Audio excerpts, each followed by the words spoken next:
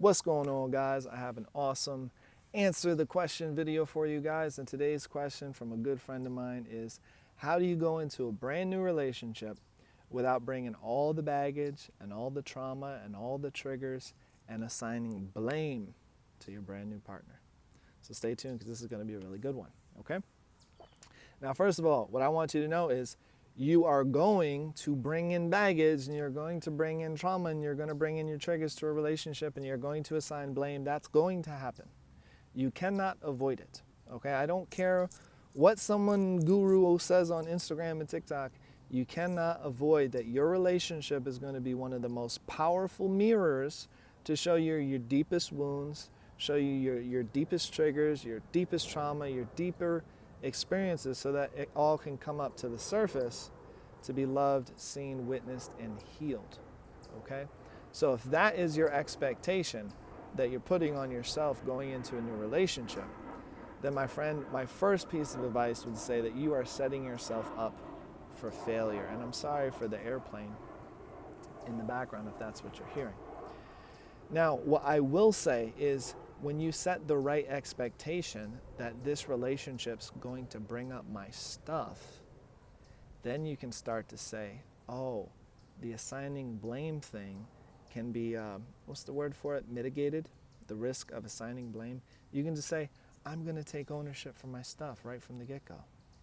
Hey, I'm feeling this way. Hey, I'm experiencing this stuff. And if you get lost in that haze and that fog of confusion that says it's your fault, you did this, I can't believe you did, I can't, and you start to get angry, you start to get anxious, and you start to get worried, and you did that, and oh my gosh, and you know the familiar feelings.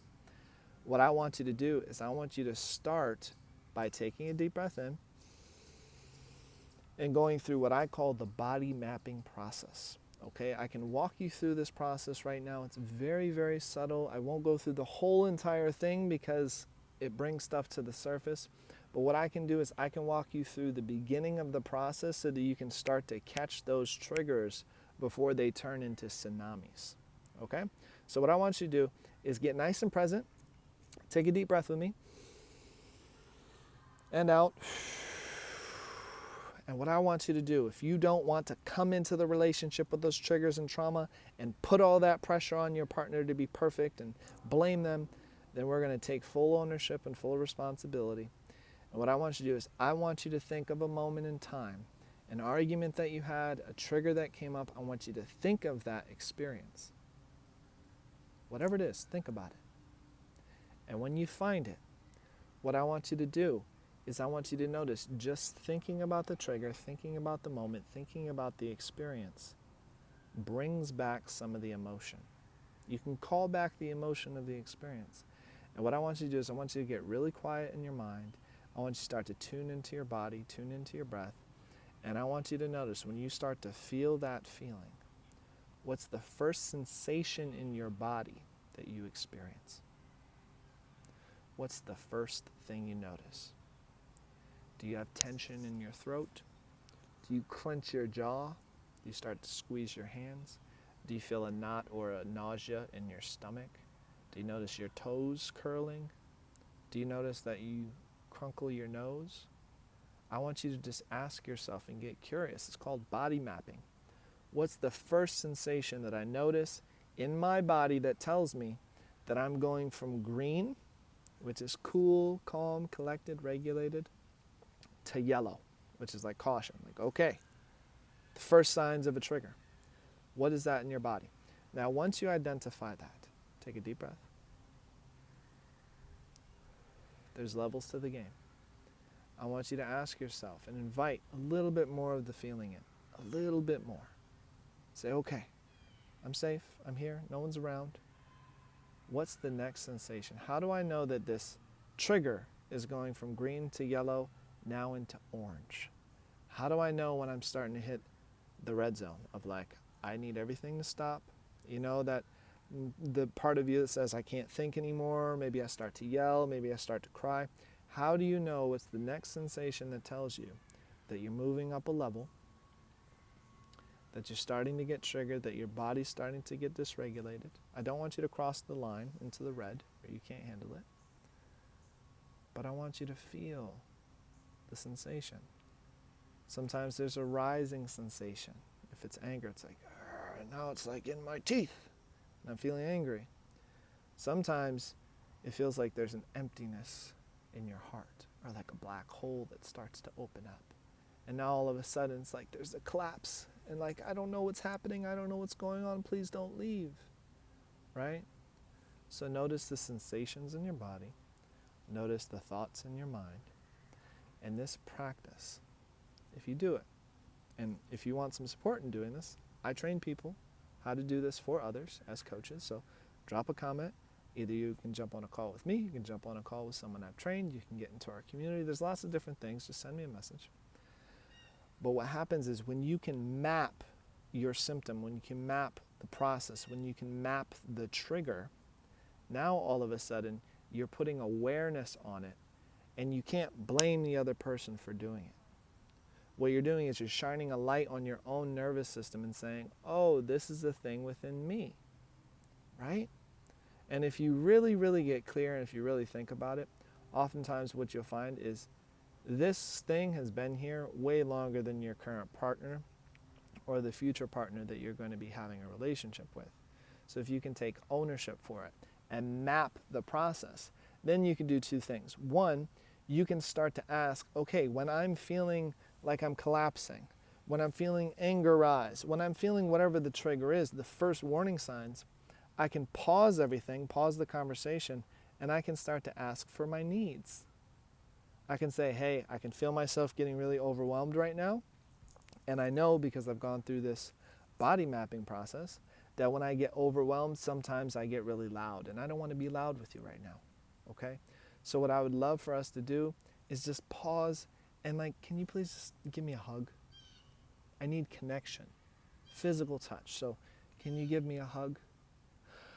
And now they give you a hug, and that regulation meter goes down, and now you get your needs met.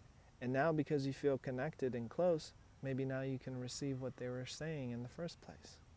And this trigger becomes an opportunity, a portal for you to step into deeper connection.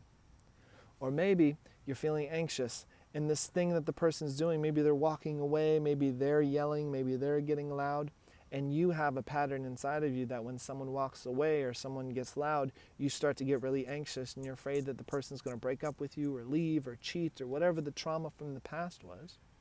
You can say, okay, please, please, please, let's just pause for a second. Okay, what I really need is reassurance. It's okay if you need space. It's okay if you need to take a break from the conversation. But what I really need from you right now is for you to let me know that you love me, that you're going to come back, right? That you're not going to leave, that you're not going to cheat. I just need some reassurance and some words of affirmation that you still love me and that you're going to come back when you calm down.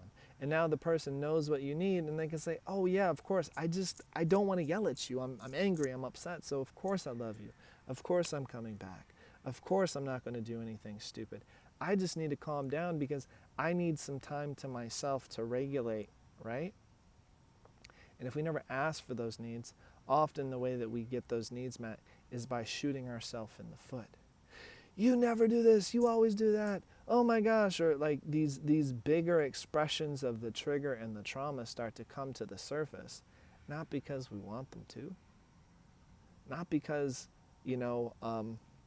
we want to cause pain to our partners, but because we don't have a better way to do it. We were never shown how to regulate. We were never shown how to ask for our needs. So when you map your body, when you map the sensations, when you map the emotions, when you map the thoughts, now all of a sudden, I'll tell you a little story. I had a client of mine and a good friend. She has this anger that rises up inside of her, right? And the way that she usually deals with the trauma and trigger is she keeps the anger stuck here. It's like the anger can't move, because if she gets angry at people, then, oh no, she's a bad girl, right? So anger's here, and it's just this really hot energy, and she wants to blow up, but in order to not blow up, she completely numbs everything down and shuts everything down. So now all of a sudden she's a cold robot, right? That doesn't help anybody. So what we did was we did the body mapping process, and I simply asked, hey, what's that thing that you're feeling right now? Where do you feel it in your body? What's the first sensation? It's anger. It's red. It's hot. It's right here. And it's stuck. It doesn't go anywhere. Oh, yeah? Okay. What happens if you take a breath and you just tell yourself you're allowed to be angry? She said, oh, it starts to open up, and the heat starts to go to my hands. The heat starts to go to my head. The heat starts to go to my feet. Oh, interesting. So when you allow yourself to feel it instead of trying to keep it locked in, it starts to expand through your entire body. Now you feel really warm and hot. Yes, but it doesn't feel as intense. Oh, so when you don't hold it here and it's like molten lava, when you let it go through your body, when you allow it, now all of a sudden it's not as intense, it's more diffuse, and now you can use it with your hands, you can use it with your voice, you can use it with your posture to now either set a boundary or be more assertive or have that conversation instead of completely shutting down.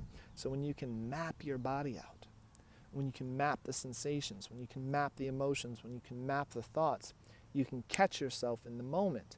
And now when you feel that heat sensation, instead of shutting down, you say, oh, I know what this is. All I have to do is XYZ.